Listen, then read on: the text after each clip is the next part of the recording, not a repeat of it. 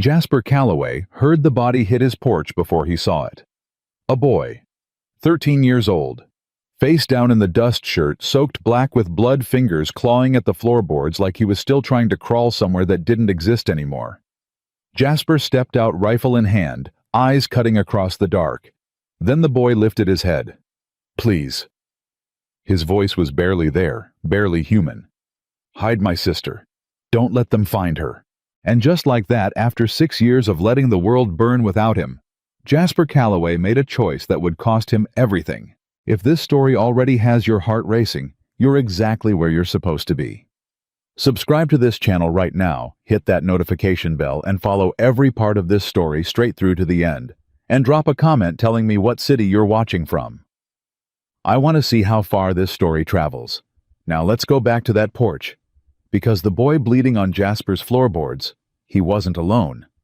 And neither was the man who picked him up. Jasper had not spoken to another human being in 11 days. He knew because he counted. Not out of loneliness. He'd burned through loneliness years ago. Same way a fire burns through green wood, slow, ugly, leaving nothing but wet ash behind. He counted because it was the only thing left that proved time was still moving. 11 days since he'd ridden into Caldwell Flats for flour and salt, and come back without saying a single word beyond what he owed the man behind the counter. That was fine by him.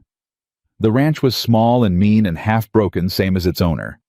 2 horses, a few head of cattle that mostly did what they wanted, a smokehouse he hadn't used in 2 years, a porch that sagged on the east side where the support beam had rotted through, and he'd never bothered to fix it. He told himself he'd get to it. He never got to it. Some things you just learn to walk around. He was sitting on the good side of that porch, cleaning his rifle in the last gray light of evening, when he heard the sound. At first he thought it was a coyote. Then he thought it was the wind. Then the body hit his porch steps, and Jasper was on his feet, before his brain had caught up with his legs, rifle raised, eyes sharp, body falling back into instincts that 11 years of civilian life had never managed to fully bury. The boy was face down, dark hair plastered to his skull with sweat and blood, shirt torn at the back in 3 long diagonal gashes. Knife wounds. Jasper recognized them instantly, soaked through and starting to crust at the edges. His left boot was missing. His hands were scraped raw. He'd been running for a long time through hard ground. Jasper scanned the dark in every direction. Nothing moved. He waited a full 10 seconds the way his old sergeant had taught him, count to 10 before you trust the quiet, because the quiet lies, and then he crouched down beside the boy. "Hey." He put 2 fingers against the side of the boy's throat. Pulse. Fast and thready, but there. "Hey, can you hear me?" The boy's fingers moved, scratching at the floorboards, still trying to go somewhere. "I hear you," Jasper said quieter. "You're on solid ground now. Stop moving." The boy turned his head and looked up at him with one eye. The other was swollen shut, crusted purple and black. He was young. 13, maybe 14. Old enough to know what fear was, and young enough that it hadn't hardened into anything yet. It was still raw on his face, still running loose the way it does in boys who haven't learned to swallow it down and lock it somewhere dark. "Please." The word came out wet. "Hide my sister. Please don't let them find her." Jasper looked at him. "Where is she?" "Creek." He tried to push himself up, and Jasper pressed one firm hand on his back. Not harsh, just steady. "Don't. You'll tear those open worse." He looked toward the tree line. "How old?" "8." The boy's voice broke on the word. "She don't talk anymore. Not since she don't talk. But she's smart. She's been hiding since yesterday. I told her to stay by the water and wait for me." Jasper stood up. He looked at the boy for another moment. Then he looked at his rifle. Then he looked at the dark. "Name," he said. "Noah. Noah Bennett." "All right, Noah Bennett." Jasper leaned his rifle against the porch rail. "I'm going to pick you up and get you inside. Then I'm going to go find your sister. You're going to tell me exactly where she is before you pass out, because you are absolutely about to pass out." Noah let out a sound that might have been a laugh and might have been a sob. "Yes, sir. And when you wake up, Jasper said, sliding his arms under the boy with the careful precision of a man who had carried wounded people before and knew exactly how not to make it worse. "You're going to tell me who did this to you."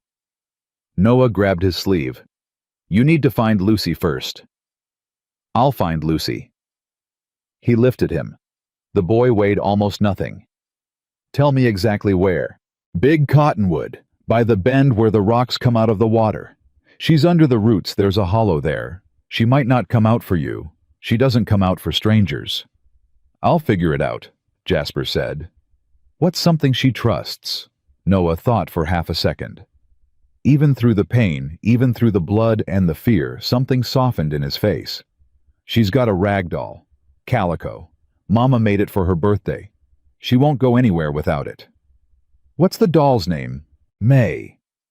Jasper carried him inside and set him down on the narrow cot in the back room, the one he used for storage, more than sleeping, and he moved with the efficient quietness of a man who had learned that panic costs time and time costs lives. He lit the lantern low. He found his medical kit under the floorboard, where he kept the things he never wanted to need and always made sure he had. "You're not going to die," he told Noah, cutting away what was left of the boy's shirt. "These are deep, but they missed everything important. Somebody who knew what they were doing could have killed you with these. They were trying to scare you, not finish you." "They were going to." Noah's jaw was tight against the pain. "I ran. I don't know if that was right. Leaving the farm." "You ran toward help." Jasper cleaned the wounds with a steadiness in his hands that surprised even himself. "That's not the same thing as running away." "They killed my pa." The words came out flat, not dramatic, just stated the way a person states something too large to feel all at once. "They burned the farm. Ma died 2 months ago, fever. So it was just us, me and Lucy and Pa." He paused. "Now it's just us." Jasper didn't say anything for a moment. His hands kept working. "Who's they?" he said finally. "Victor Grayson." The name landed in the room like a stone in still water. Jasper had heard of Victor Grayson. Everybody within 100 miles had heard of Victor Grayson.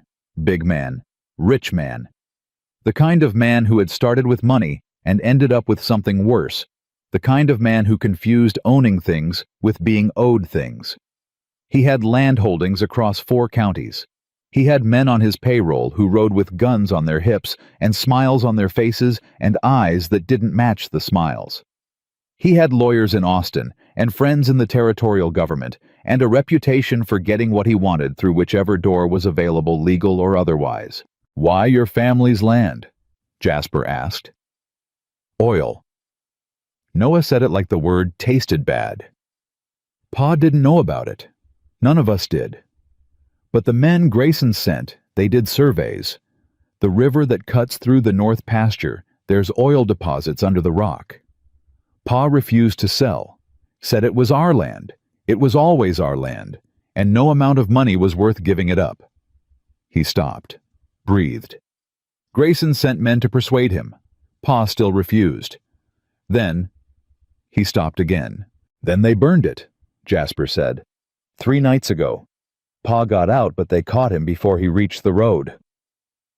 Noah's voice was perfectly level now, in that way that only happens when the grief is too big to come out as anything but silence, wearing a steady voice. "I saw it. Lucy saw it too. That's when she stopped talking. She already hadn't said much since Mama. But after that night, nothing." Jasper tied off the last bandage and sat back. He looked at the boy's face. 13 years old, carrying something no man twice his age should have to carry. "Rest," he said. "Lucy, I'm going right now." He stood up. "Drink the water. Don't try to get up. If you try to get up, I'll tie you to the cot." Something flickered in Noah's eyes that was almost a smile. "You don't seem like somebody who does much talking to people." "I don't." "Then why are you helping us?" Jasper picked up his hat from the nail by the door and settled it on his head and looked back at the boy on the cot. "Because somebody asked me to," he said, and he walked out into the dark. The creek was a 10-minute walk from the ranch house, through brush he knew by feel more than sight, along a path he'd worn into the ground over years of checking the water levels, and checking his traps, and walking when the inside of the house got too loud with its own silence. He moved without a lantern. He didn't need one. The moon was enough. He found the cottonwood Noah had described without trouble. Big old tree roots running wild where the bank had eroded, creating a shallow hollow in the earth underneath, dark as a grave from the outside. He crouched down about 6 feet from the tree, and he didn't say anything at first. He just waited. He could hear her breathing, shallow, controlled. A little girl who had been taught in the worst possible way that being quiet was survival. "Lucy," he said. He kept his voice low, not soft exactly. Jasper wasn't a soft man, and he knew that trying to perform softness came out wrong, came out false, and children always knew the difference. He just kept it level, unhurried, like the dark wasn't pressing down on them, and the world wasn't on fire. No response. "Your brother's at my ranch. He's hurt, but he's going to be all right. He told me you'd be here." He paused. "He told me about May." The breathing changed, just slightly. "I don't want you to come out if you don't want to," he said. "You can stay there as long as you need. I'm not going anywhere." He sat down in the dirt back against a nearby rock and rested his wrists on his knees the way he did when he was waiting on something. "But I'd like you to know you don't have to hide anymore tonight. Not on my land. Nothing's coming through my land tonight without getting through me first." Silence. Then a small hand appeared at the edge of the hollow, clutching a rag doll made of calico fabric, worn smooth from years of holding. Jasper looked at the doll and not at the hand. He kept his eyes easy. "Is that May?" he said. The hand moved the doll slightly, something that might have been a nod. "She's been through a lot too," he said. "Both of you have." Another silence. Then the hand moved further out. And then there was a girl.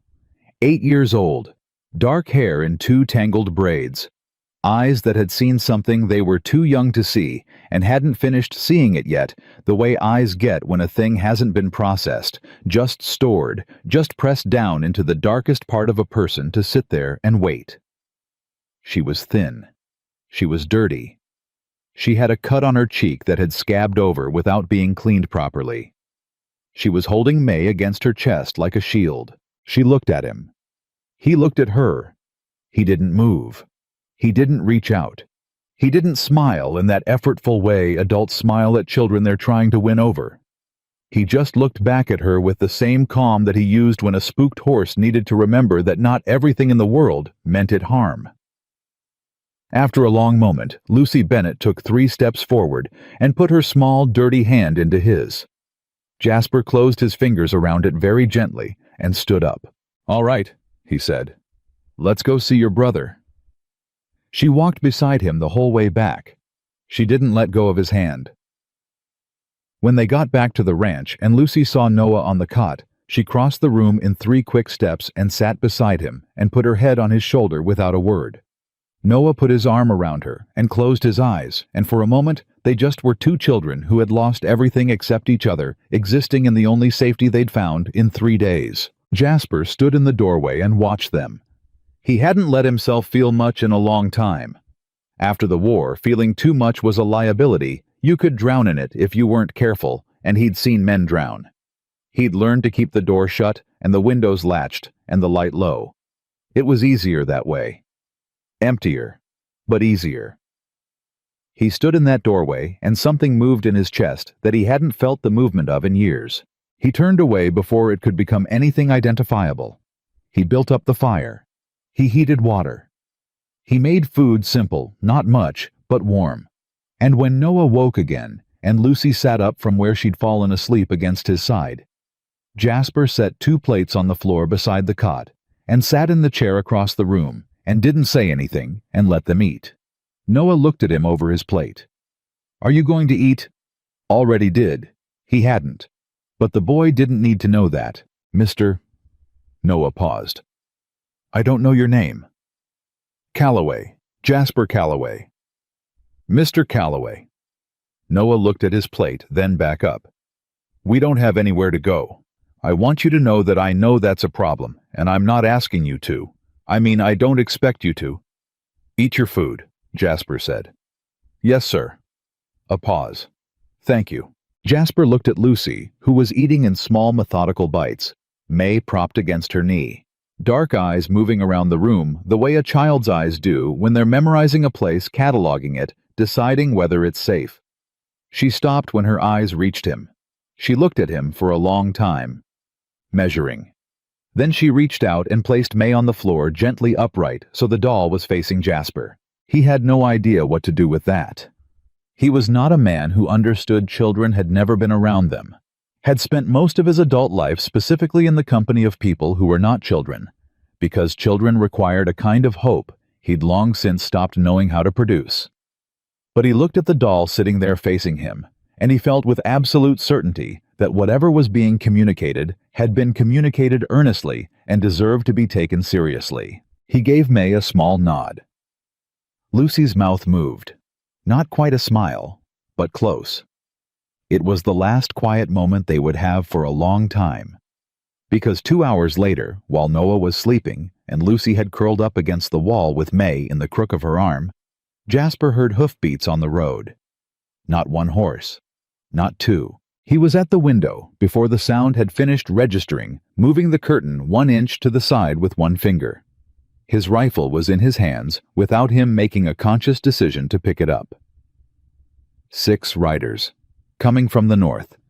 Lanterns swinging from saddle rings throwing light in lazy arcs.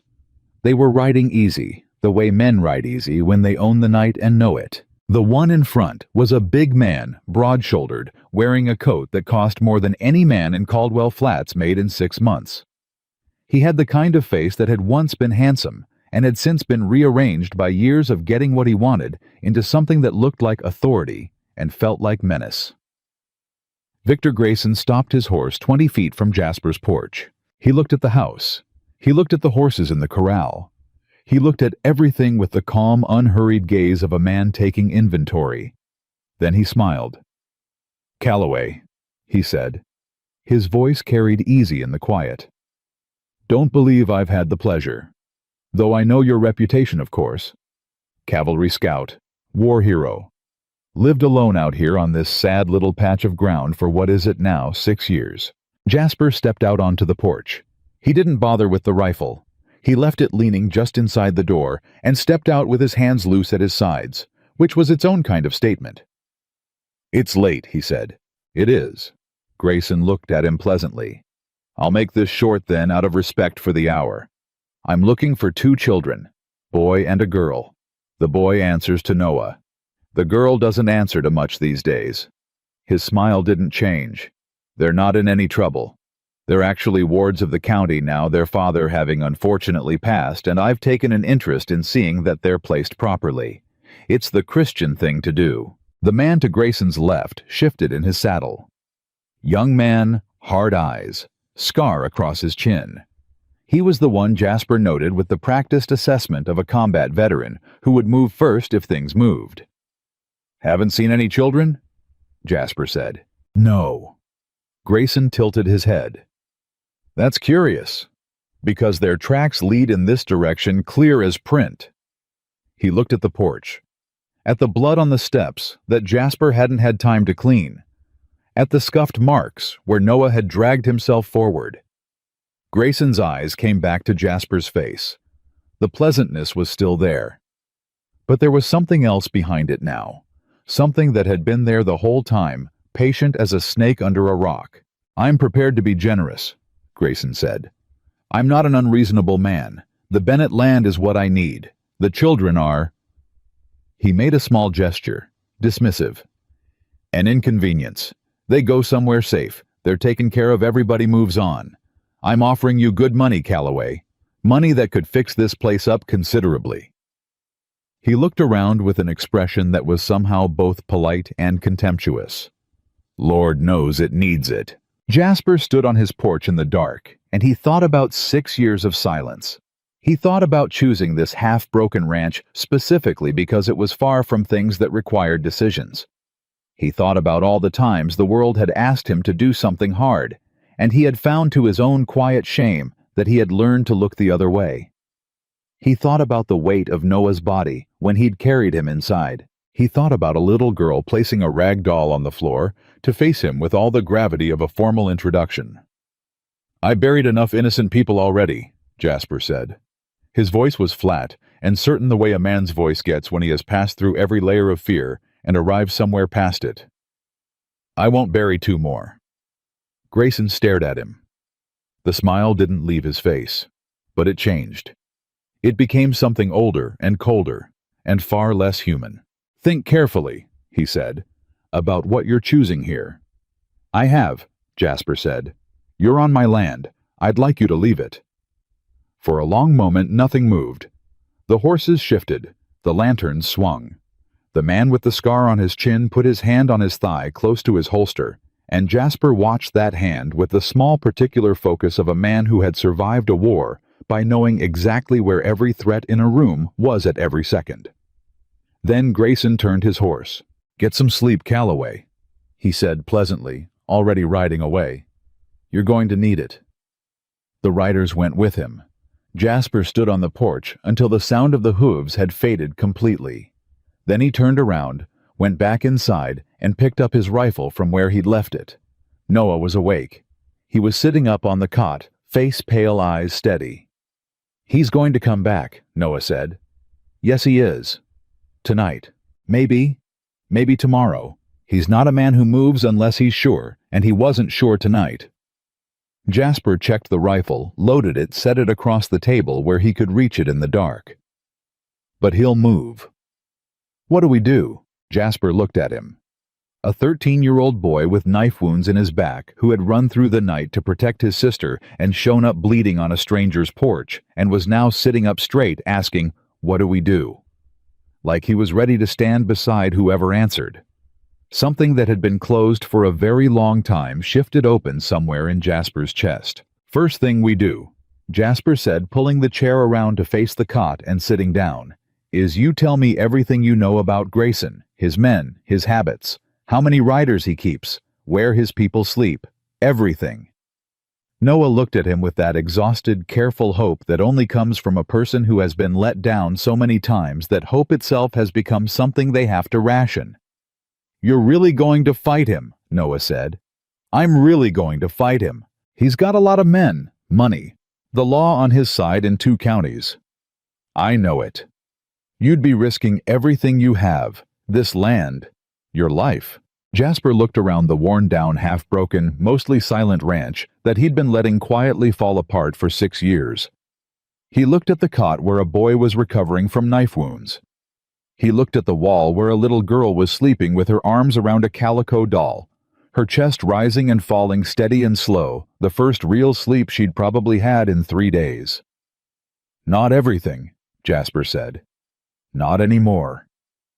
He leaned forward, elbows on his knees, eyes on Noah's face. "Now talk to me," he said. "Tell me everything." Noah talked for 2 hours straight.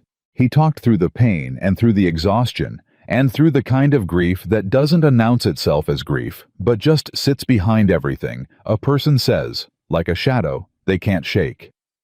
He talked about the farm, the north pasture, the way the river bent around the rock shelf, the survey men who had shown up one morning 6 weeks ago, with instruments and polite smiles and written orders from the county land office. He talked about his father standing on the porch watching them and not saying a word, just watching, and how that silence had scared Noah more than any shouting would have. He talked about the first offer Grayson sent through a lawyer in a clean suit. $300 for the land. His father had laughed. Not a mean laugh, a tired one. The kind of laugh a man makes when the world confirms something he already knew about itself. "Pa said the land wasn't worth $300, Noah told him. "He said it was worth everything we had, and nothing we could put a number on, and that was the end of that." "And the second offer," Jasper said. Noah's jaw tightened. "Wasn't an offer. It was 4 of Grayson's men showing up after dark. They didn't hurt anybody. Not that time. They just stood in the yard and looked at the house. That's all. Just stood there in the dark looking at us through the windows." He paused. I was 11 then. Lucy was 6. She cried all night. Jasper was quiet. Pa wrote to the sheriff, Noah continued. 2 letters, never heard back. Wrote to the land office. They wrote back saying all documentation was in order, and the offer had been made in good faith. And if he chose not to sell, that was his legal right. Noah's voice went flat and thin. It was real comforting. And your mother? The boy looked at his hands. Fever took her in March. It went fast 3 weeks from fine to gone. After that it was just us 3. He swallowed. Pa kept the farm going. Kept saying things would be all right. Kept saying Grayson would move on to somebody easier. A long pause. He was wrong about that. When did they come? Tuesday night, late. Lucy and I were already asleep. Something shifted in Noah's face, not breaking, not yet, but bending under a weight that was too much for a 13-year-old frame to hold straight. I woke up to the smell of smoke. Pa was already outside. I could hear him yelling at them, telling them to get off his land, and then I couldn't hear him anymore. Jasper didn't push. Noah looked up at the ceiling. I grabbed Lucy and ran. I didn't... He stopped. I didn't go to Pa. I just ran. I took my sister and I ran and I didn't look back. That's what your father would have wanted, Jasper said. I don't know what my father would have wanted. I know what I should have done. You were 12. 13. 13, Jasper said. Alone. With a little girl who needed you to move, and you moved. He leaned forward, voice flat and honest, in the way he'd learned people needed honesty, to be not gentle, not packaged, just real. Guilt is a useless thing, when there was nothing else you could have done. You kept your sister alive for 3 days with knife wounds in your back. That's not a failure, Noah. That's the only kind of win this situation offered. Noah was quiet for a long time. Across the room, Lucy shifted in her sleep, murmured something wordless, and went still again with May pressed to her chest. Both of them looked at her. She used to talk so much, Noah said. You couldn't get her to stop. She'd follow Pa around asking questions about everything. Why does the river run this way? How do cows know when to come in? Why is the moon sometimes a sliver and sometimes a full circle? His voice was soft, with it soft the way voices get when something is precious and fragile and mostly gone. She knew all the names of the horses on the neighboring farms. She made up songs and forgot them and made up new ones. She sang at the table at breakfast every morning, whether any of us wanted her to or not. He stopped. After Mama died, she got quieter, but she still talked. He stopped again. After Pa, nothing, like the sound just left her. Jasper said nothing, but something in his chest tightened in a way that felt old and familiar and unwelcome. Grayson's got a man named Deke Rawlins, Noah said, the softness going out of his voice replaced by something harder and more useful. He's the one who runs the riders. Big guy, red hair scar on his chin. He was there that night. He gave the orders.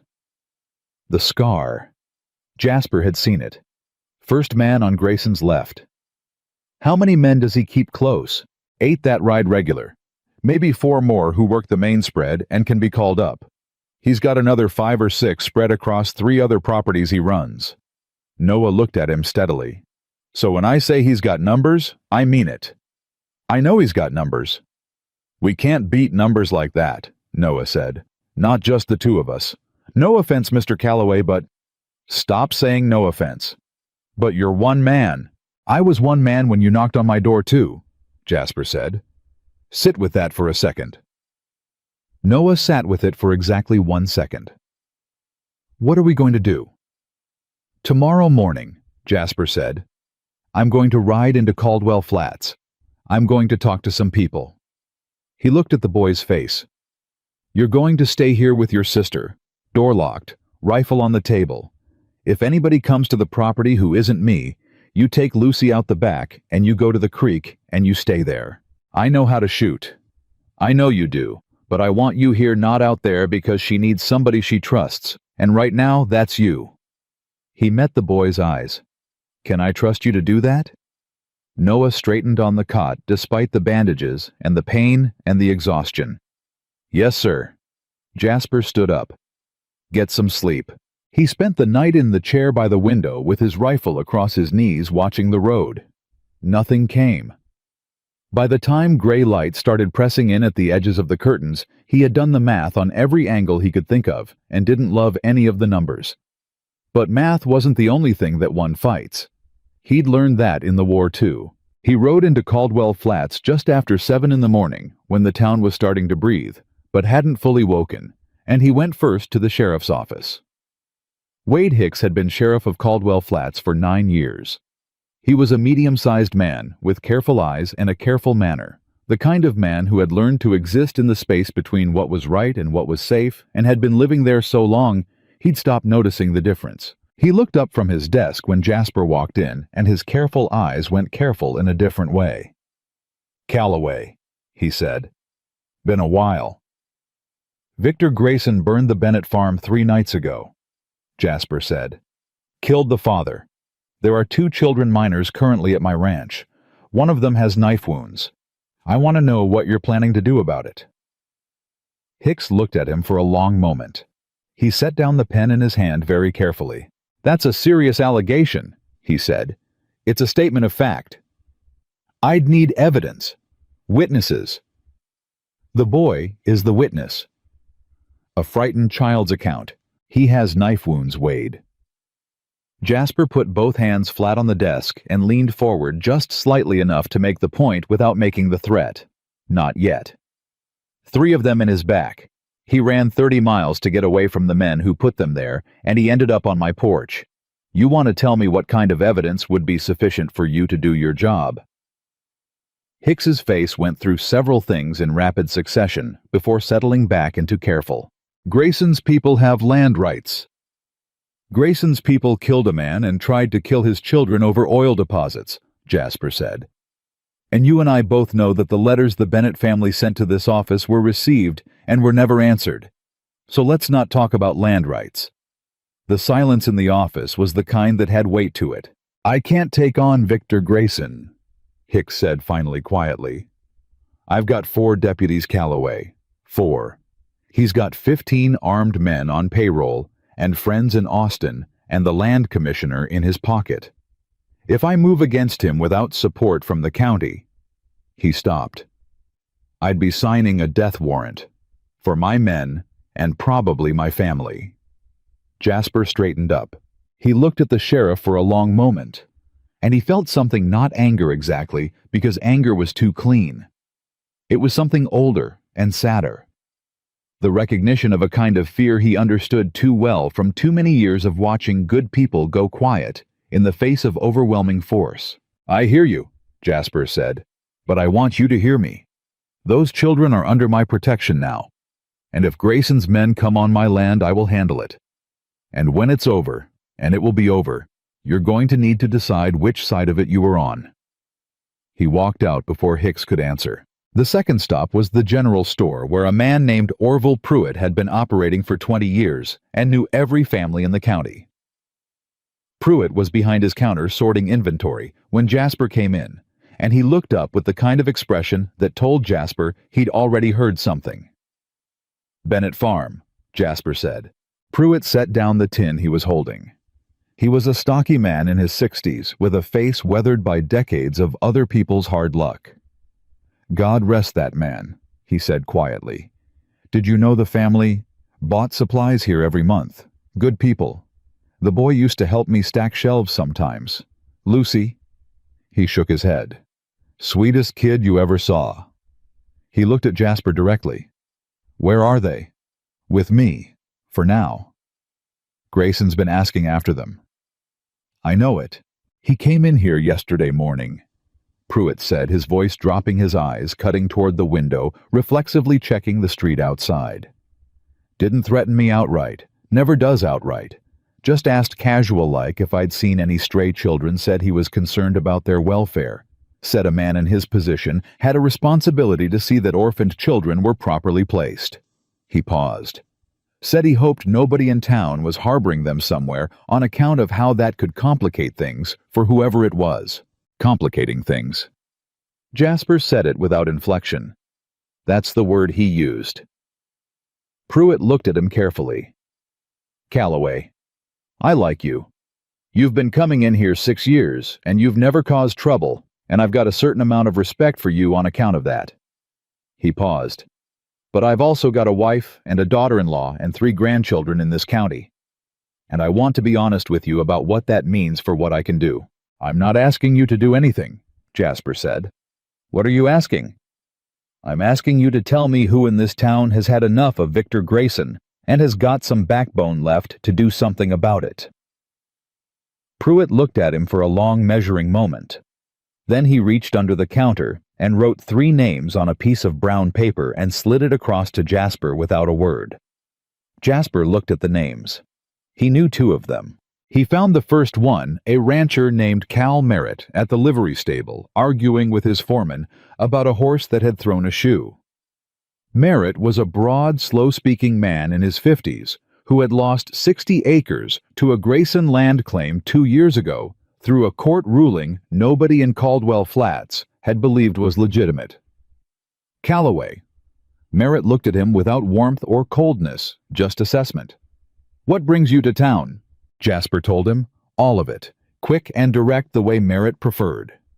Merritt listened without interrupting jaw-set thumbs in his belt. When Jasper finished, Merritt was quiet for a moment. Bennett had good land, he said. He had great land, and 2 children who are the only witnesses to what Grayson did to take it. Merritt looked at him. What do you need? I need to know how many men around here feel the same way you do and would stand behind it if somebody pushed back. Pushed back. Merritt said the words slowly, tasting them. I'm not asking anybody to ride out and get killed for me. Jasper said. I'm asking whether this community has got enough left in it to close ranks around 2 children and not look away when Grayson comes calling with his excuses. He paused. Because he's going to come calling. Merritt pulled a piece of dried grass out of a crack in the stable wall and turned it between his fingers. You know what the problem is in this town, he said finally. It ain't that folks don't know what's right. It's that they stopped believing it was possible. He looked at Jasper with something complicated in his eyes. You'd need somebody to stand up first. Somebody who ain't got much left to lose. Somebody Grayson can't easily threaten. He paused meaningfully. Somebody like a half-feral war veteran who lives alone and don't seem to care much whether tomorrow comes or not. Jasper looked at him evenly. Lucky we've got one of those then. Something changed in Merritt's face. Not quite a smile, but close. I'll talk to some people, he said. Don't expect miracles, but I'll talk. Jasper was back at the ranch before noon. Lucy was sitting on the porch with May in her lap. She looked up when he rode in, tracked him all the way from the gate to the hitching post, and something in her expression released a tension so small he almost missed it. A breath let out when he dismounted and walked toward her. He stopped at the porch steps. Your brother inside. She pointed at the door. You eat. She nodded once, still watching him with those dark eyes that took in everything and gave back almost nothing. Good. He started up the steps and paused beside her. Doing all right? She looked at him. Then she held May up just slightly, just an inch toward him. An offering of some kind, or a question. He wasn't entirely sure what it meant. He was not good at children, and had never pretended to be.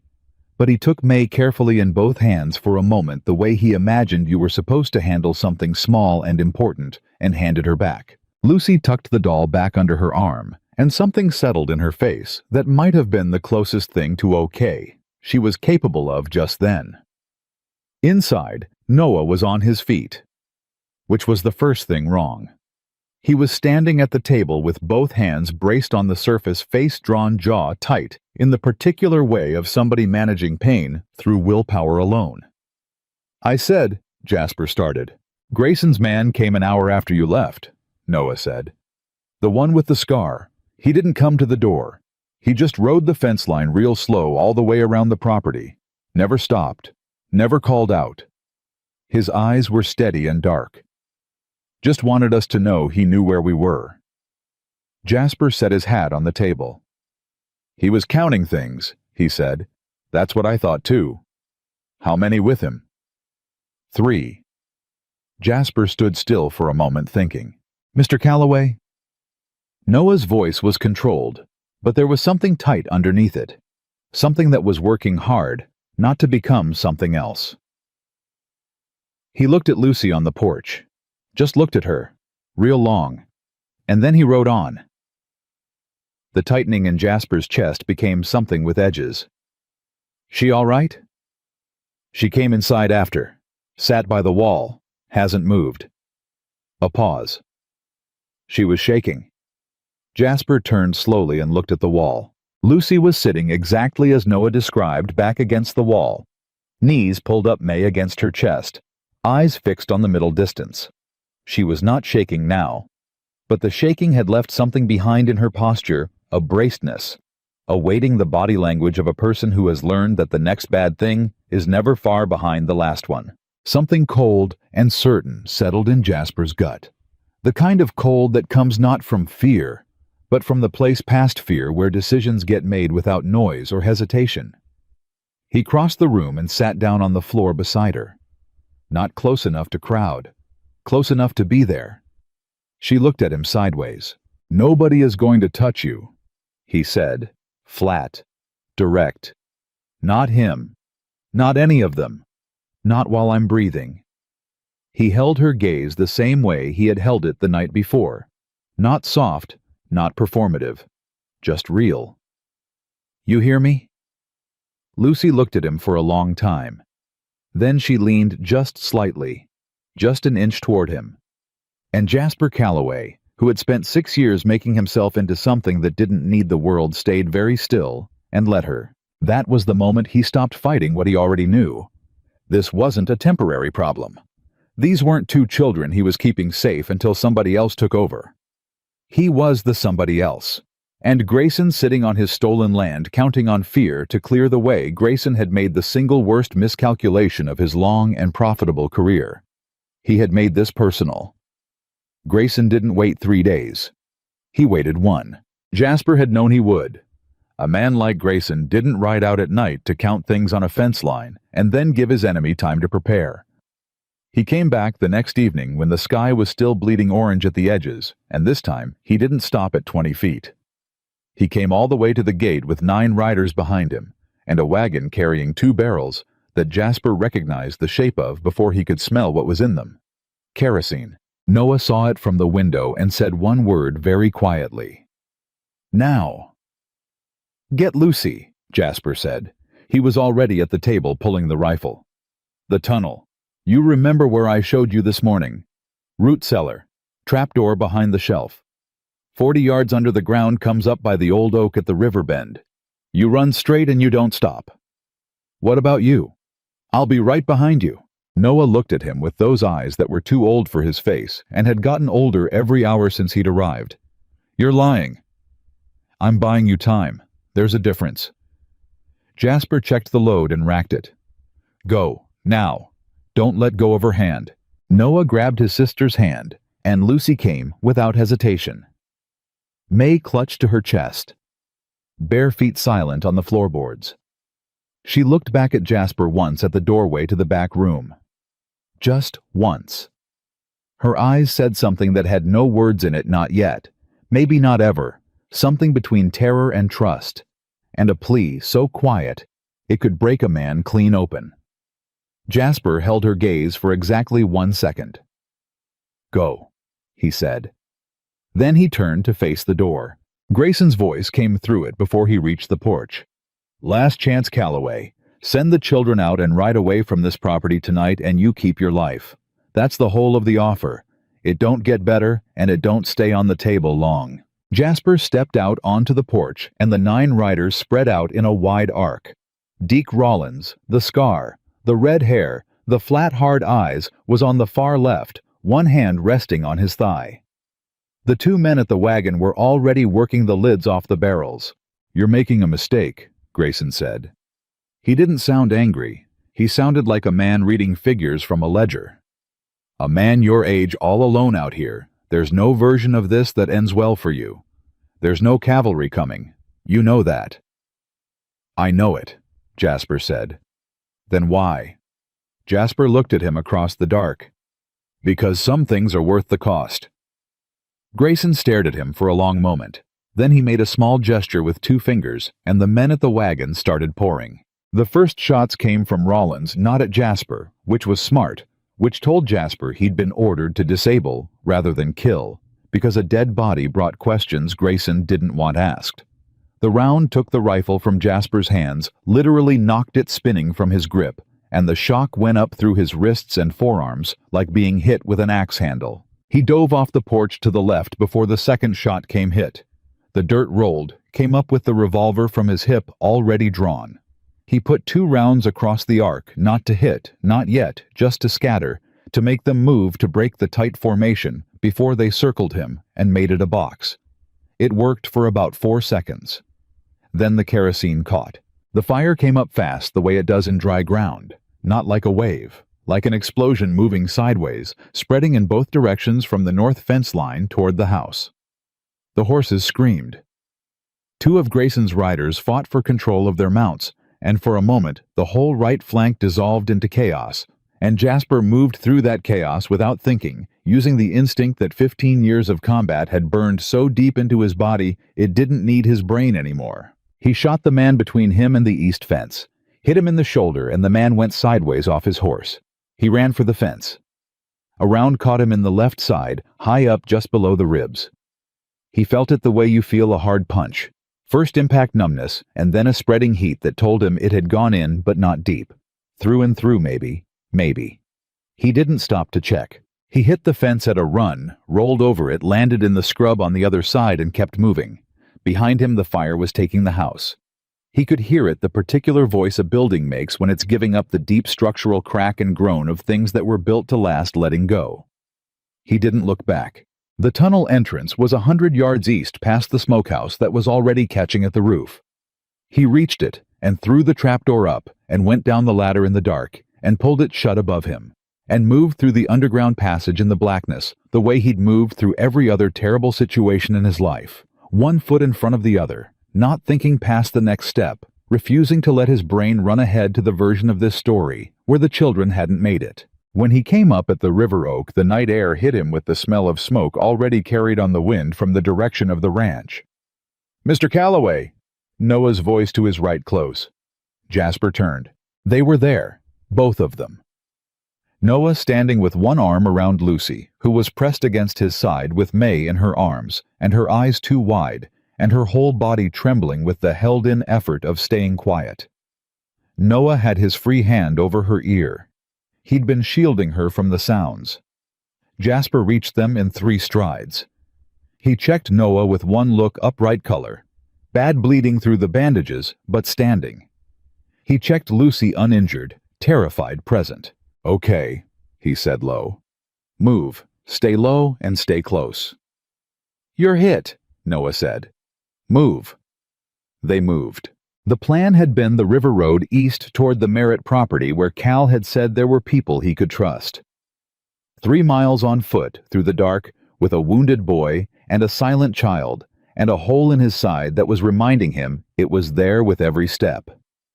Jasper set the pace fast enough to put distance between them and the fire slow enough that Noah didn't tear his wounds wide open. Lucy kept up without a sound. She held Noah's hand and she ran when they ran and crouched when they crouched, and not once did she slow them down. Jasper noted it without stopping, filed it somewhere, thought this child is stronger than most men he'd served with. They were maybe halfway to the Merritt property when the hoofbeats started behind them. "He's tracking the tunnel," Noah breathed. "No." Jasper listened to the rhythm of the hooves.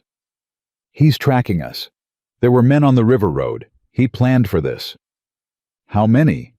2, maybe 3. He pushed them toward the tree line to the left. "Get behind the big cedar, both of you. Don't come out until I tell you." "You can't." "Behind the cedar, now." Noah pulled Lucy into the trees. Jasper turned and stepped out onto the road.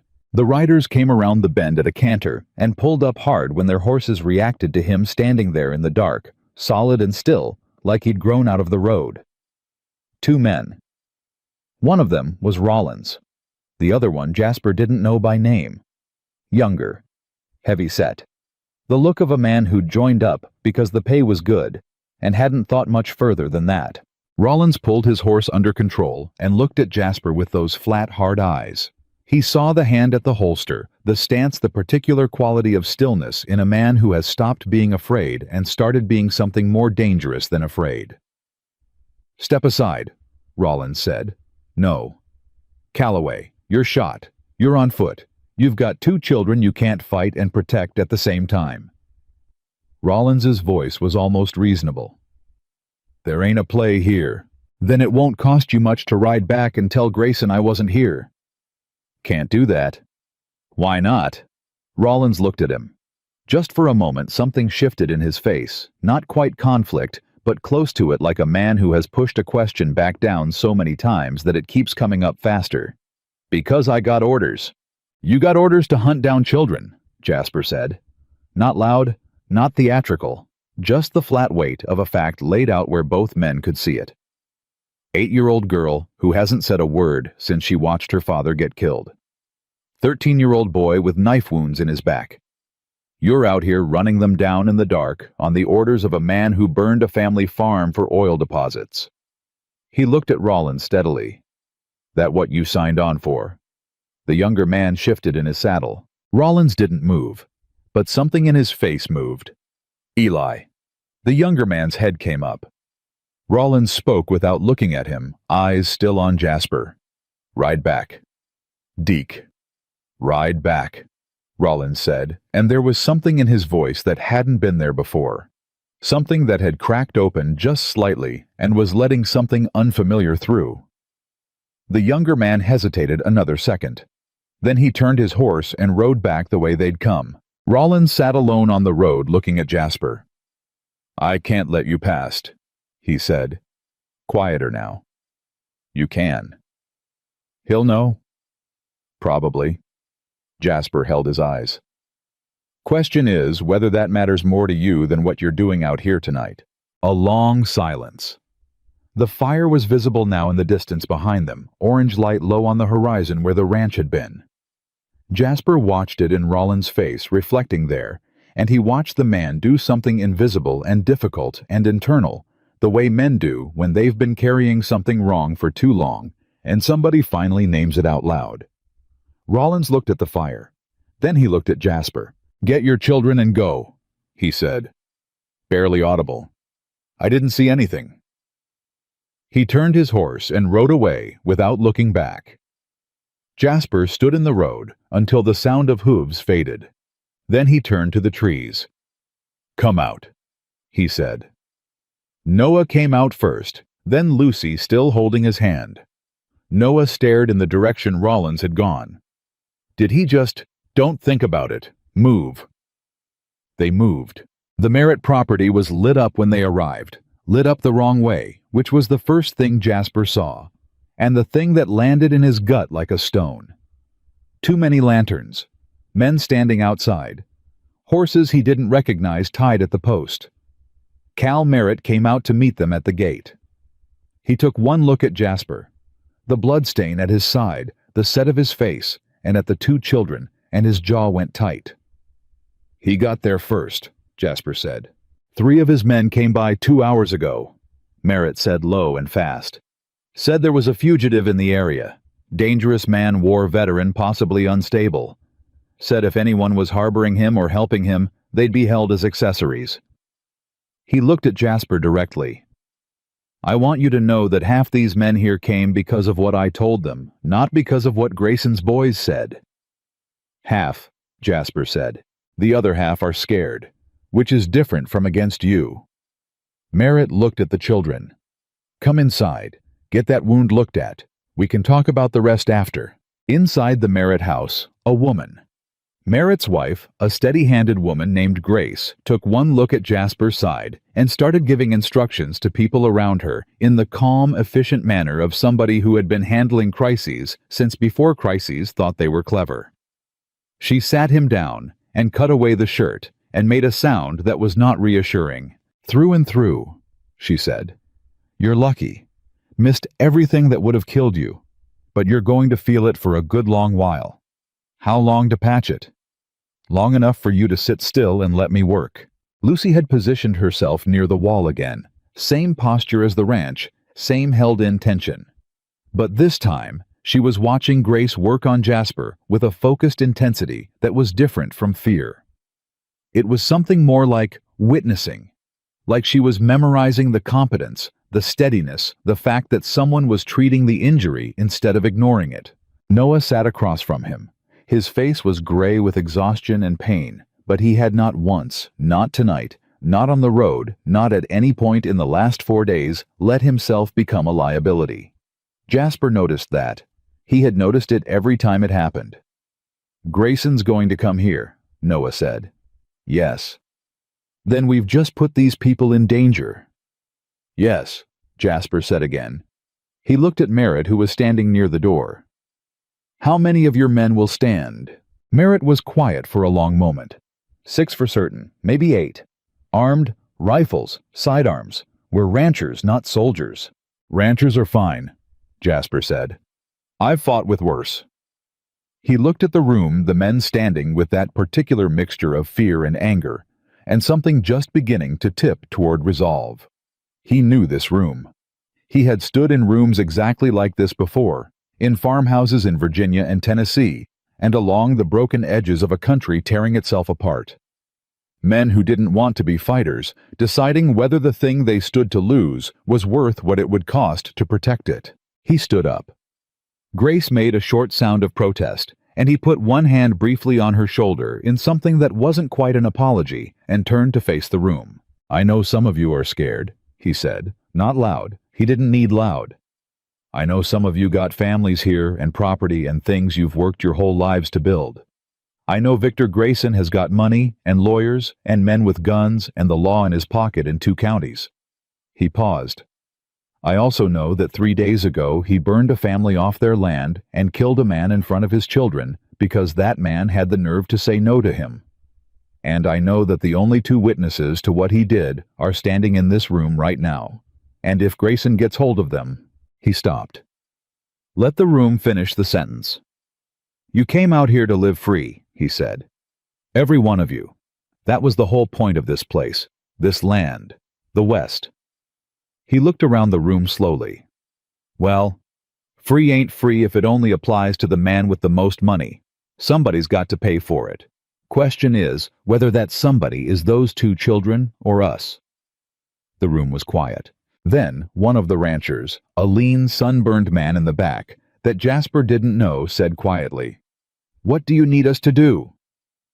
Before Jasper could answer, a man burst through the front door. Young, out of breath, one of Merritt's ranch hands. "Riders on the South Road," he said. "Lot of them, coming fast."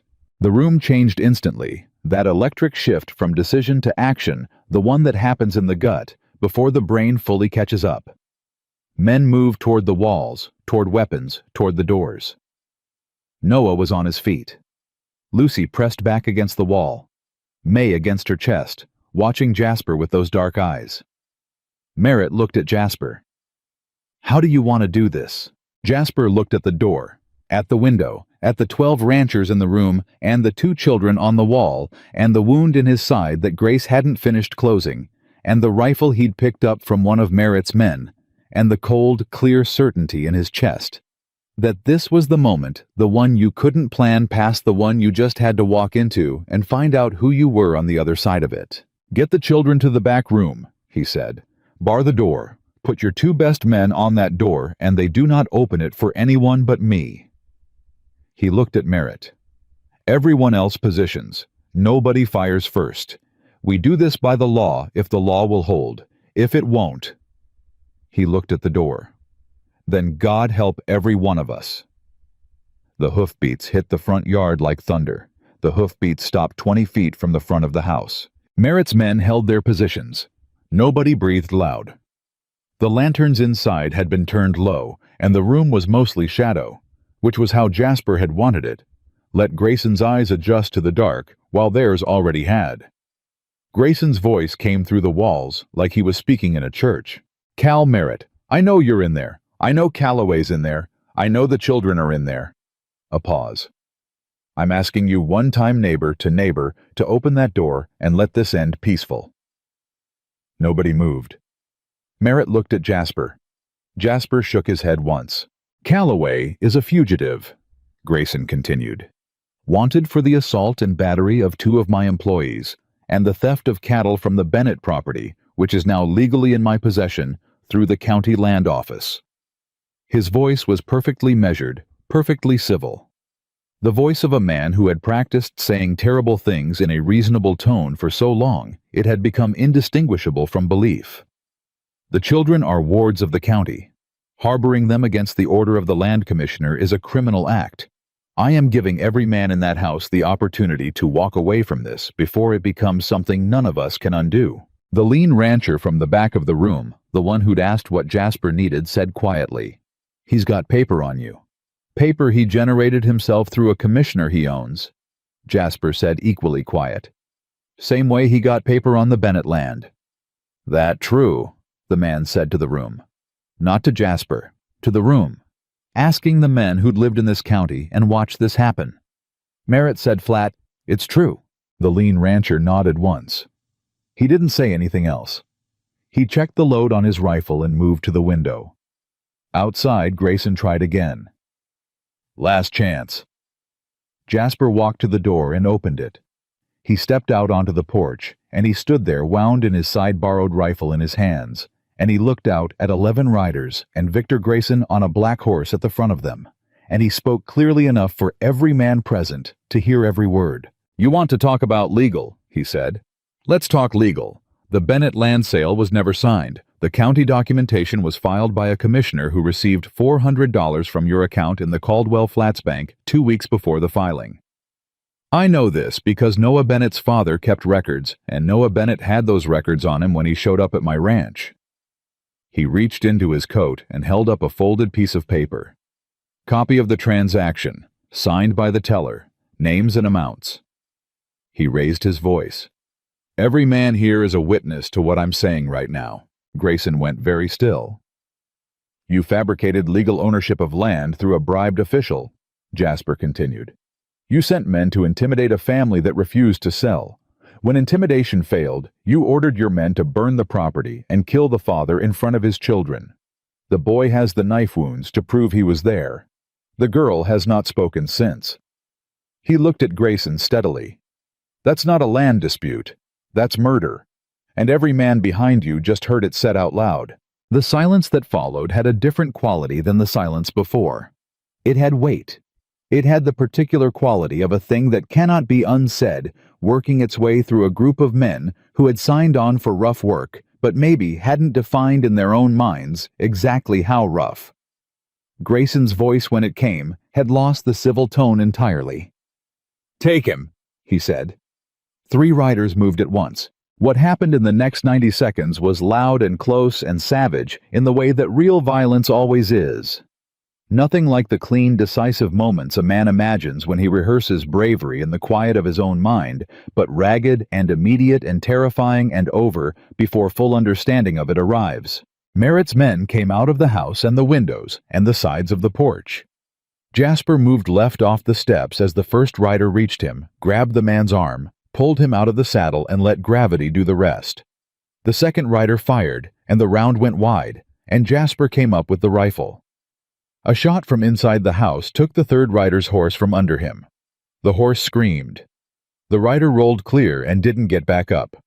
4 of Grayson's men broke and ran. 2 more dismounted and raised their hands without being asked. Grayson sat on his horse in the middle of it, and for 1 second, just one, Jasper saw something cross his face that was not calculation and not coldness. Something that looked briefly like a man who has run out of road and knows it. Then Grayson reached for his gun. Jasper was already moving. They fired at the same time. Grayson's round caught Jasper in the right shoulder and spun him half around.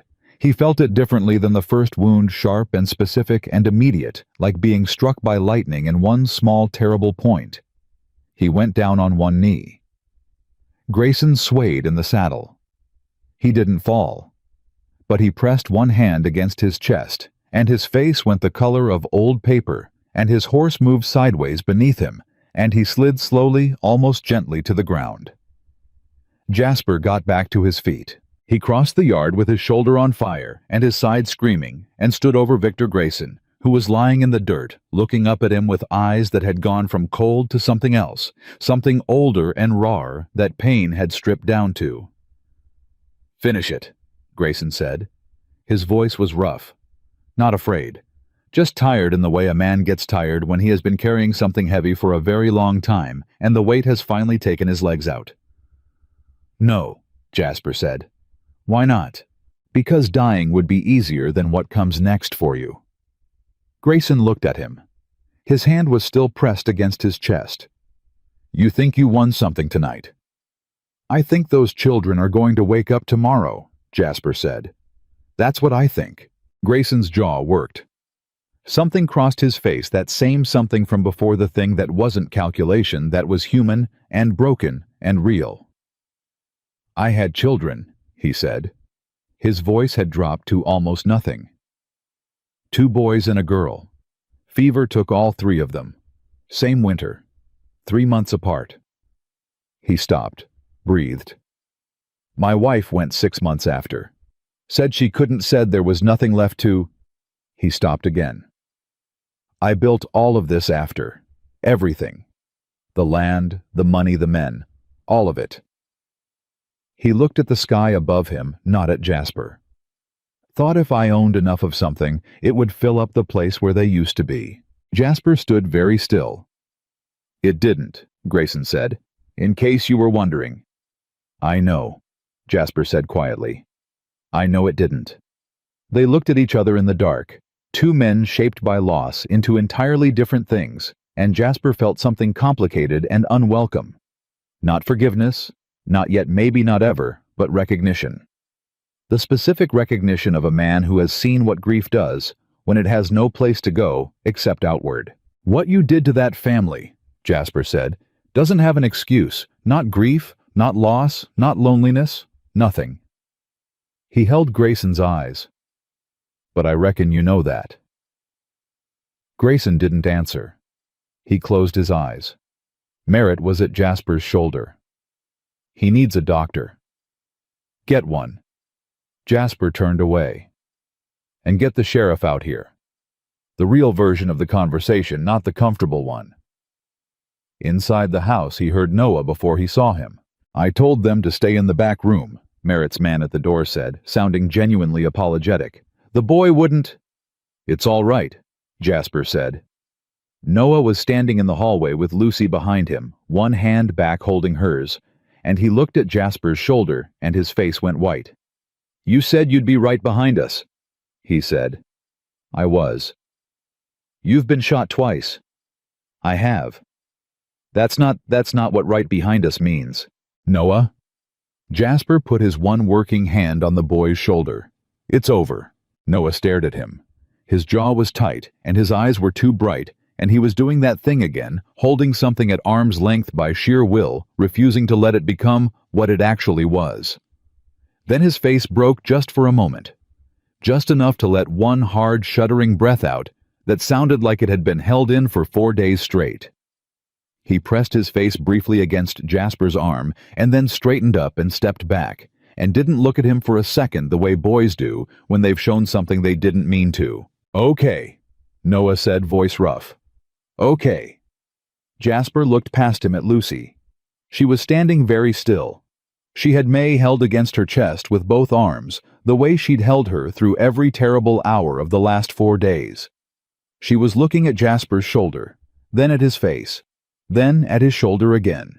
Then she stepped forward past her brother, and she took Jasper's good hand in both of hers and held it.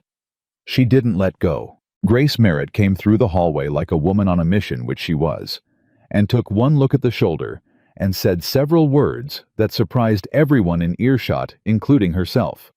"Sit down before you fall down," she told Jasper. "I need to—" "You need to sit down." She looked at his face. "Now." He sat down. What followed was the longest hour of Jasper Calloway's recent life. Not the most painful, not by any measure that included the war, but the kind of long that comes from finally stopping and letting the body report everything it had been holding back. Grace worked, and he stayed still, and Noah sat across from him, and Lucy did not move from his side, except when Grace needed the space, and even then she stayed close enough that he could see her without turning his head. The men outside brought Grayson's remaining riders in one by one.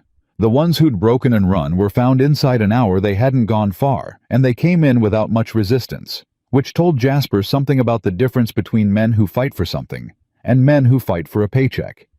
Sheriff Hicks arrived just before midnight. He came in looking like a man who had spent the last several hours deciding something and had come out the other side of it in a different place than he'd started. He looked at Grayson's men under guard. He looked at Merritt's ranchers with rifles. He looked at Jasper in the chair with his shoulder bandaged and his face exhausted, and 2 children on either side of him. He took off his hat. "I should have answered those letters," Hicks said. "You should have," Jasper agreed. Hicks nodded. He put his hat back on. "I'm going to need statements. From you. From the boy." He paused. "I'm going to need that document you mentioned. The bank transaction." Jasper reached into his coat with his good arm and held it out. Hicks took it carefully like it was something fragile.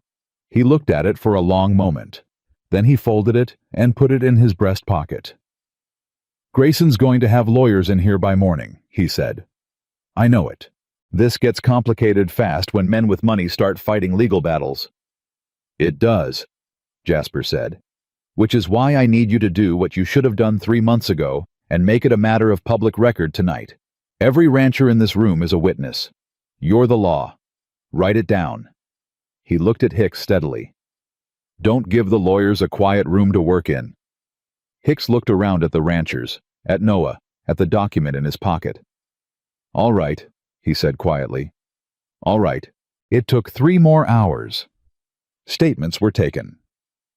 Grayson was seen by a doctor. The wound was serious, but not fatal, which was both a relief and a complication that Jasper put to the side and refused to worry about yet. 3 of his men turned state's evidence before sunrise, the way men do when the thing they were protecting has collapsed, and the only rational move is distance. By the time gray light came in at the windows, Jasper had been patched and repatched and told to sleep 3 times by Grace Merritt, who was beginning to say it the way you say things to someone you have given up expecting to listen. He didn't sleep. He sat in the chair and Noah slept on the cot across the room, and Lucy was asleep against Jasper's good arm. May tucked between her and his side, her breathing slow and steady, and even real sleep, the kind that comes when the body finally believes it's safe.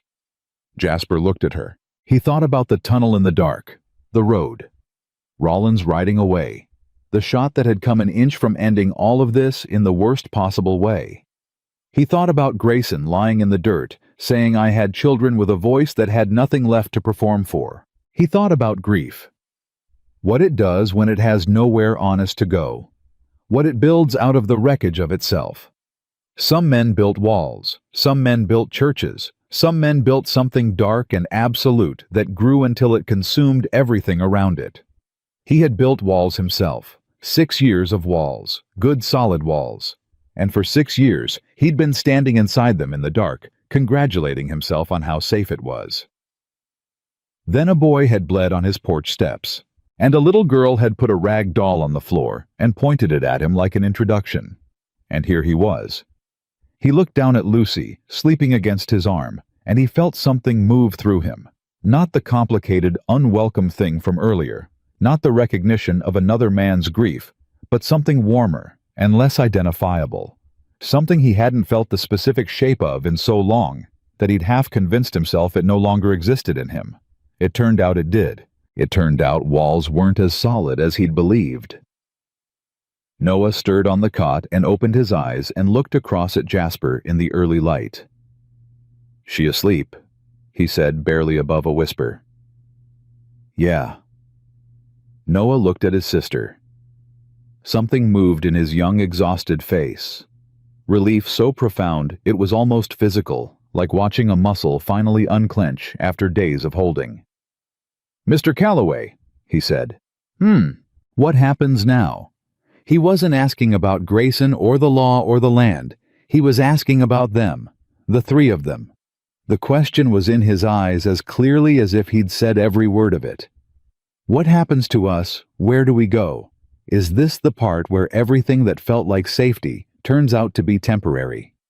Jasper looked at him. He thought about all the honest answers he could give about legal processes and county systems and the complicated road ahead and the uncertainty stacked up between today and anything that looked like stability. All of it true, all of it real. He set it aside. "You sleep," he said. "That's what happens now. Everything else waits until morning." Noah looked at him for another moment. Then he lay back down. "Yes, sir," he said. Outside, the sun was coming up over the Texas plains slow and unstoppable, the way suns do, regardless of what happened the night before. Jasper watched the light change at the window. He didn't move. Lucy breathed steadily against his arm. Noah's eyes closed. And Jasper Calloway, who had spent 6 years making himself into a man who didn't need the world, sat in the early light of a morning. He hadn't been certain he'd see and let himself need something for the first time in longer than he could clearly remember. He let himself need this. The first week was the hardest. Not because of the legal battles, though. Those came fast and loud, the way things do when a powerful man's empire starts to crack, and everyone who built a piece of it scrambles to distance themselves before the collapse reaches them. Not because of the physical recovery, though, that was slow and grinding and full of the specific humiliation of needing other people's help for things a man usually does alone. The first week was the hardest because Jasper had spent 6 years building a life that required nothing from him, and now he was suddenly responsible for everything, and the gap between those two states was wider than he'd anticipated. He was staying at the Merritt property. Grace had made that non-negotiable with the particular authority of a woman who has decided something and is simply waiting for everyone else to arrive at the same conclusion. The children had a room. Jasper had the room beside it. He lay awake the first 2 nights listening for sounds through the wall, the way he used to listen for sounds across a battlefield, cataloging, assessing, not quite able to let his guard down, even when the rational part of him knew the immediate danger had passed. On the 3rd morning, Noah knocked on his door before sunrise. "Can't sleep," the boy said. "Me neither." Jasper moved over on the narrow bed, and Noah sat down on the edge of it, and they didn't talk for a while, just existed in the early dark, the way 2 people do when they've been through something together that regular conversation doesn't have the vocabulary for. Finally, Noah said, "The lawyer Hicks brought in, he said the land commission filing can be overturned. Said it might take 60 days, but with the bank records and the testimony from Grayson's own men, it's strong." "It is. So we'd get the farm back." He said it carefully, like a man handling something he wasn't sure how to hold. "Pa's farm." "Yes." Noah was quiet. "I don't know if I can go back there," he said. I know that's the land Pa died for. I know I should want to go back and rebuild and keep it in the family and all of that. But every time I try to think about it, I just see—" He stopped. "You don't have to decide that now," Jasper said. "When do I have to decide it?" "Later, when it doesn't feel like the same night anymore." Noah looked at him. "Does that happen? Does it stop feeling like the same night?" Jasper thought about 12 years of nights that had felt in one way or another like the same night.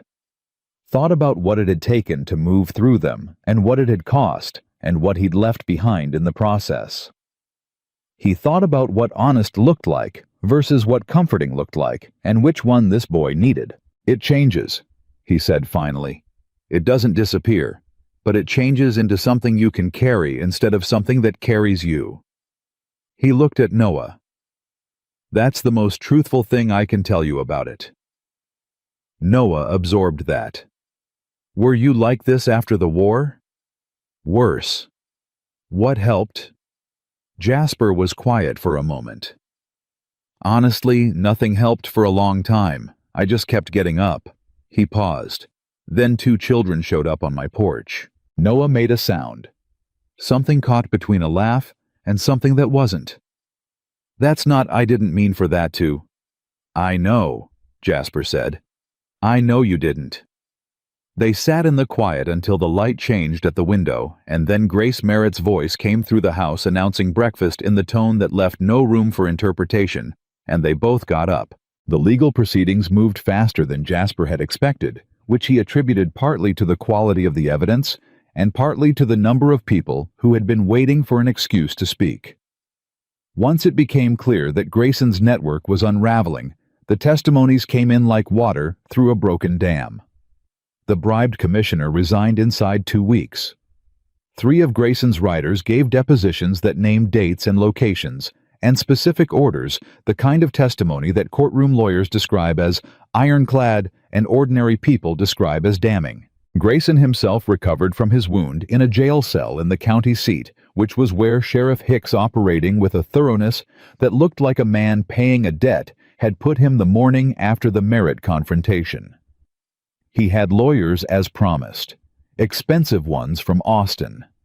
They made noise, but noise wasn't the same as facts, and the facts were no longer containable. On the 14th day, the Land Commission ruling on the Bennett property was formally voided. Hicks rode out to the Merritt place himself to deliver the news. He stood in the front room with his hat in his hands, and he told Noah directly, which Jasper noted and appreciated, not talking around the boy, not to Jasper or to Merritt, but to Noah, who was the one it mattered to. Noah listened without expression. When Hicks finished, he said, "Thank you, Sheriff." "Son, Hicks stopped. Started again. "I'm sorry I didn't do this sooner. I want you to know I understand what that cost." Noah looked at him for a long moment. He was not a boy who performed forgiveness for the comfort of the person asking. He was 13, and he had his father's eyes, and he thought before he spoke. "I reckon we'll find out what it cost when we see how the rest of it goes," he said. "But I appreciate you saying so." Hicks nodded. He looked at Jasper. "The town's been talking." "I imagine it has. There's a meeting Thursday, Community Hall. People want to discuss what comes next, what to do about the families Grayson displaced, the land claims, the rebuilding." He paused. "There's been talk of a proper law structure, something that doesn't depend on one man's courage or one man's corruption." He looked at Jasper steadily. "Your name came up." Jasper said nothing. "Just passing it along," Hicks said. He put his hat back on and left. Lucy had been watching from the hallway. She did that often, positioned herself where she could see what was happening without being in the middle of it, processing things from a slight remove, like a person who has learned that the world is safer when observed before entered. She watched Hicks leave. She watched Noah's face. Then she looked at Jasper. He looked back at her. She held up May. Jasper had learned over the past 2 weeks that May was a communication device. The angle at which Lucy held the doll, the way she positioned her. The context, all of it carried meaning. If you paid attention, and Jasper had found somewhat to his own surprise that he was paying attention. This time, she held May facing outward toward the door Hicks had just gone through, a question. "It's good news," Jasper said. "The farm belongs to you and your brother again."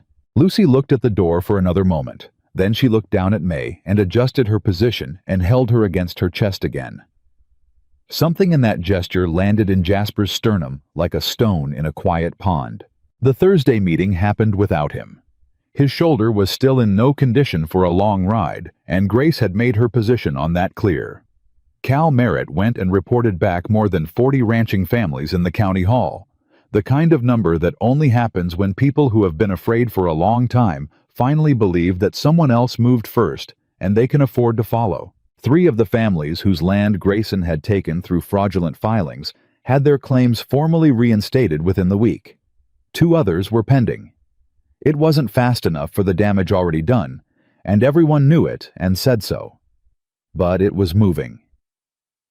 Merritt sat across from Jasper that evening with the report and a cup of coffee and the expression of a man who has seen something he wasn't quite expecting. "People are different when they're not scared," he said. "I know it. They were talking about your name for deputy. For real, not just passing it along." He looked at Jasper. "You'd be good at it." I'm not a deputy. You're not a lot of things you used to be, Merritt said, and there was no edge in it, just observation.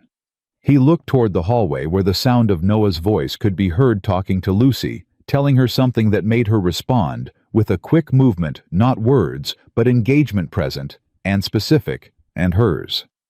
Merritt said, "How is she?" "Better," Jasper said. "Different every day." "She talk yet?" "No." He said it simply without the weight that people sometimes put on it. The implication that not talking was a problem to be solved rather than a response to something real that would resolve in its own time, in its own way. Grace had said the same thing. A child doesn't lose her voice because nothing happened. She gets it back when she's ready, and not before. And the kindest thing anyone can do is make sure she knows the world is still there waiting for her when she does. That was the last night of the third week. The fourth week, the town of Caldwell Flats began to rebuild. Not just the Bennett farm, though that was part of it. Neighbors and strangers showing up on a Saturday with tools and lumber and more food than anyone had thought to bring, and working from sunrise until the light ran out. There was something else rebuilding too. Something less visible and more important. The thing that goes first when fear has been the dominant condition of a community for too long. The willingness to be seen. The willingness to show up for something even when it isn't directly your crisis. Jasper watched it and didn't entirely know what to do with what he felt watching it. He had not had much use for people in a long time. He had told himself it was preference. He was beginning to suspect it had been something else. He was sitting on the Merritt porch on the last evening of the fourth week, shoulders still stiff, but mostly functional when he heard Lucy behind him. He turned. She was standing in the doorway, May in her arms barefoot on the floorboards, watching him with those dark eyes. The evening light was coming through the window behind her, and she looked like herself. Whatever self she was becoming on the other side of everything that had happened. There was still something careful in her, still something held back, but there was also something present that hadn't been there when he'd found her under the cottonwood tree. She came and sat beside him on the porch step. They sat together for a while, the way they had learned to do without needing to fill it, without the silence being uncomfortable, just two people who had been through something sitting next to each other in the evening air. Jasper was looking out at the road when he heard it. One word, barely above a whisper. So quiet, he thought for half a second he'd imagined it. Safe. He turned. Lucy was looking straight ahead. May held in her lap, her small profile still and serious. But her mouth had moved. He had seen it move. The word had come from her, the way words come from a person who has been holding them for a long time. Not triumphant, not dramatic, just released. Set down, like putting something heavy on a table after carrying it too long. Jasper stopped breathing for a moment. He did not make a sound. He did not reach for her. He understood with the instinct that had taken him 4 weeks to develop and would probably take him years to fully trust that what had just happened was not a performance for his benefit and did not require a response that matched its size. It required something quieter than that. He put his arm around her shoulders very gently. She leaned into his side. That was all. That was everything. He heard the screen door open and looked up. Noah was standing there. He had clearly been inside long enough to hear or to see Jasper's face, because his own face had done the thing it did when something was too large gone careful and tight and bright around the eyes. Noah sat down on Jasper's other side. Nobody said anything. The three of them sat on the porch in the fading light, and for the first time in 4 days and 4 weeks and 6 years and longer than Jasper could honestly account for, he felt something that he recognized after a moment as a particular kind of peace. Not the absence of trouble. Trouble was still out there. The legal proceedings still grinding forward the future, still unwritten, his shoulder, still reminding him of its opinion every time he moved. Not the absence of grief, because grief doesn't leave. It just gets company, just peace. The ordinary, irreducible kind that comes from being exactly where you're supposed to be. It was Noah who finally spoke, and he did it in that way. He had direct, no preamble, the way a person speaks when they've thought something through completely and are done thinking. "I don't want to go back to the farm," he said. Jasper looked at him. "I know it's ours now. I know that's what Pa wanted to protect. But I think what Pa wanted to protect wasn't the land." Noah's voice was steady. "It was us. It was the idea that we had somewhere safe and someone who'd stand for us." He paused. "We already have that." Jasper didn't answer right away. He looked at the road. He thought about the half-broken ranch that was ash now, 6 years of his life gone, in one night's fire, and found to his own considerable surprise that he felt almost nothing about it. The things he'd needed from it, the distance, the wall, the enforced silence, he didn't need them the same way anymore. "The Bennett land is good land," he said finally. "River access, good soil, big enough to build something real on." He paused. "Build it different than it was. Bigger, new." Noah looked at him. "You'd do that?" "I'd need help. My shoulder's not going to be right for heavy work for another month at least." "I can work." "You're 13. "I can work," Noah said again with a firmness that did not allow for argument. "I've been working since I was 9.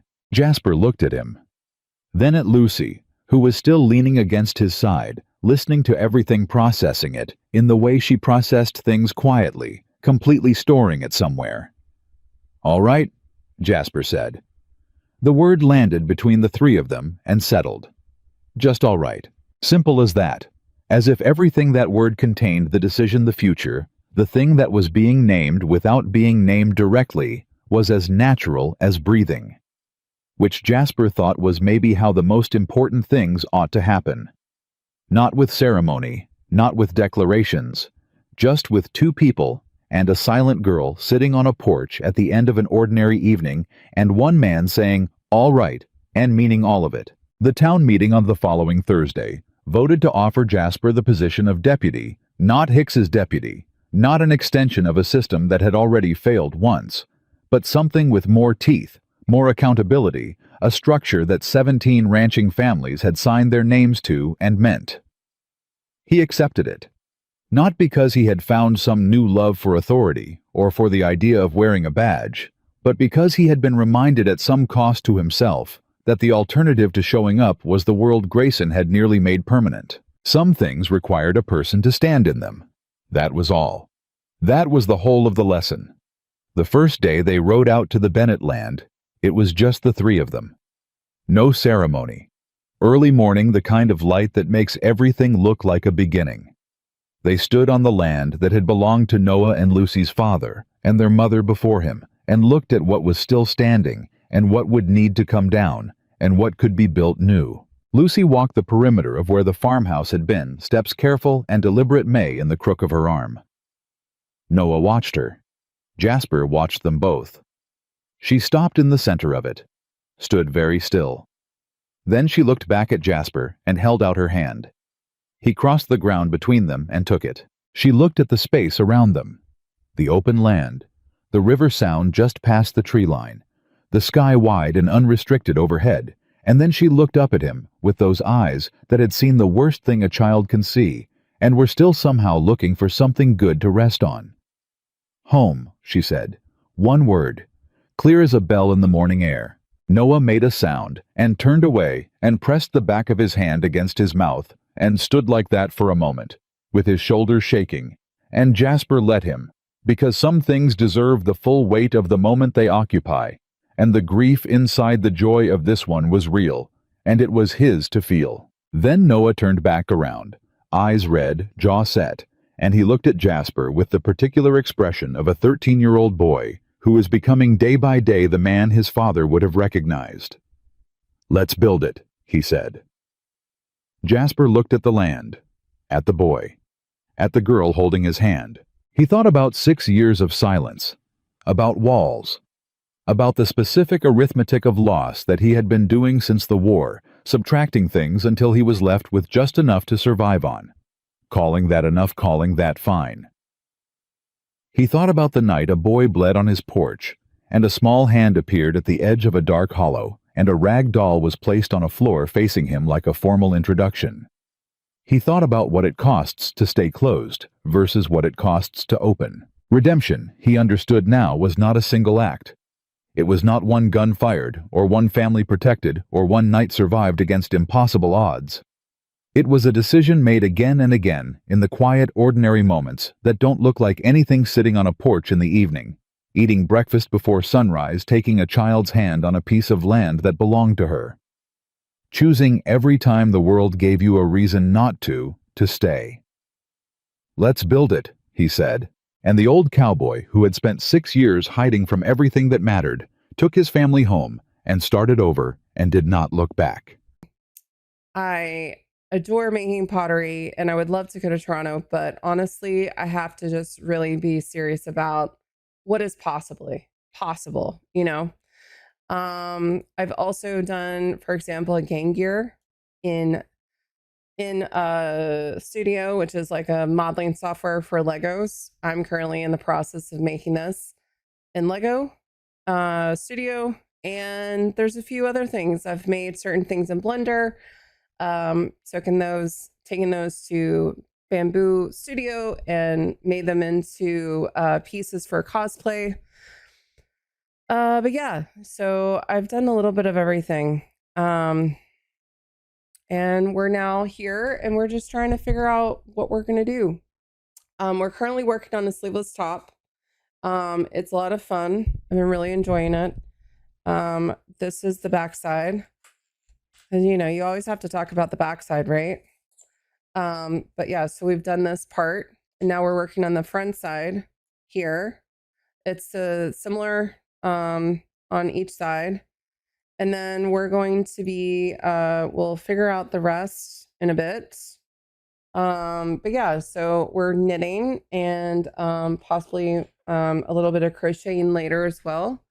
But yeah, as you can see, I love yarn. Yarn is one of my favorite things. Oh, goodness. Yeah, to get it happen to you. I know, right? If you make it to Toronto, you should go to the members only waffles. They're memorable. Being smoothies and marks in a blender. Yes, I do too. I do love a blender for that. I've had a blender.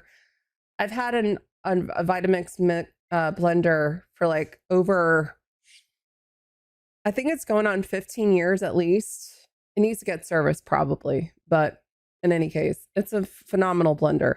I love that thing. It's fantastic. But yeah, I mean, I love doing all the things, makers and crafting. At some point we'll get into music. That is one of my loves as well.